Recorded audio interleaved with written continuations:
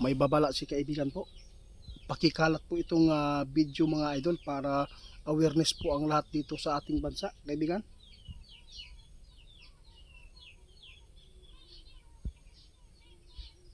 Muna yung nakikita kaibigan. Ito po yung nakikita po ninyo. Paano na lang yung nasa mga mining area? Ha?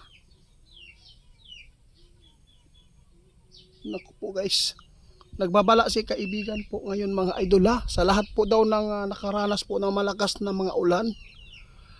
Lalo na yung mga matarik na mga area, yung mga taas na mga area na kung saan nasa baba ang bahay nyo, mayroon pong mga bundok dyan na pwedeng bumigay. Mag-ingat kasi si kaibigan ang nakita po nila ngayon, mayroon talagang mangyayari na malaking landslide at napakaraming patatabunan nito. Mag-ingat po ang bagyo kasi hindi po natin alam kung tag-ulan po ba doon, kaibigan.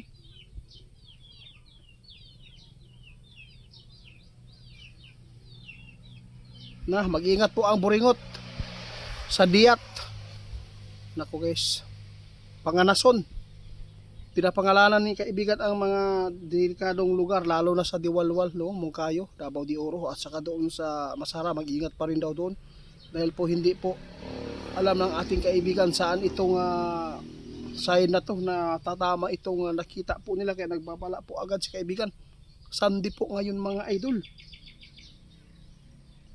Pero kaibigan, ito talaga ang nakikita po ninyo na mangyayari dito talaga sa bansa namin, yung nakikita po ninyo na mayroon po mga trahedya.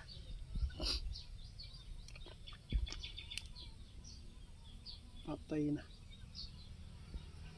Ipinapahanda po ang lahat po ng mining area, kasi yung sign ni kaibigan hindi daw maganda ito.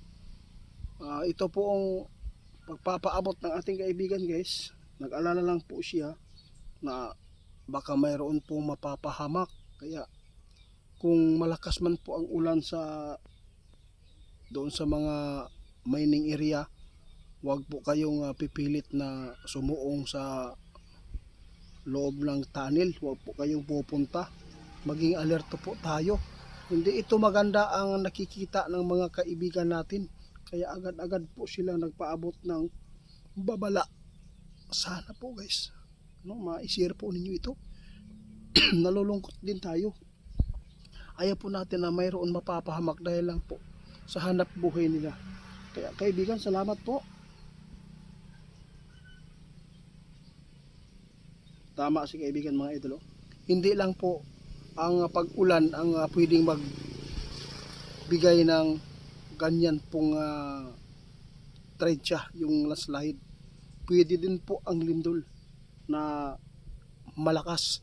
Kaya sa lahat ng makapanood sa atin, hindi talaga safe po ngayon ang ating bansa sa mga kalamidad, dahil po banta tayo ngayon ng mga malalakas na lindol at mayroon pang bagyo, mayroon pang susunod dito sa basya mga idol. Kaya ingat kaibigan.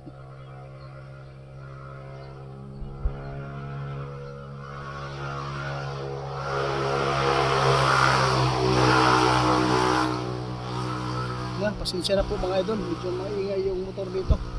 Kaya sa lahat ng makapanood sa amin, kayo na lang po bahala maghusga sa ipinapaabot ng ating kaibigan. Kung naniniwala kayo na mayroon pong ganitong mga pangyayari, basta napaabot namin po, mag-ingat po tayo, lalo na yung mga malalapit talaga sa mga sapa, kasi madali talaga bibigay ang lupa dyan kapag malapit po ang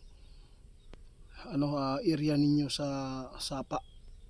Malambot kasi po yung tubig, hindi talaga yan na safety, lalo na pag bangin po ang area. Dahil si kaibigan mismo ang nakakita sa mga sign na ito po ay gusto niya na ipahanda ang mga tao sa mga anumang kapahamakan po sa mundo, dahil si kaibigan naaawa. Ayaw po talaga nila na mayroon pong mga tao na Pilipino na mapapahamak dahil lang po sa hanap buhay na hindi na lang po magmamasid kung ano po ang mga mangyayari, di ba?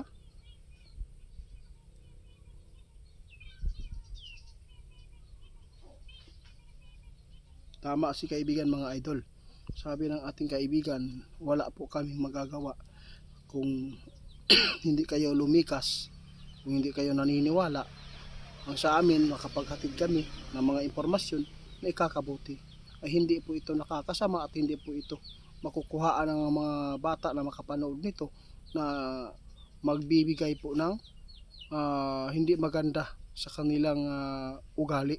Kaya sa lahat ng makapanood, kayo na bahala mag husga sa amin mga idol kung naniniwala kayo. Kung hindi, maraming salamat sa inyong mga suporta. Guys, paki-report ni Ghost Hunter 88 fans po. Hindi po yan ako.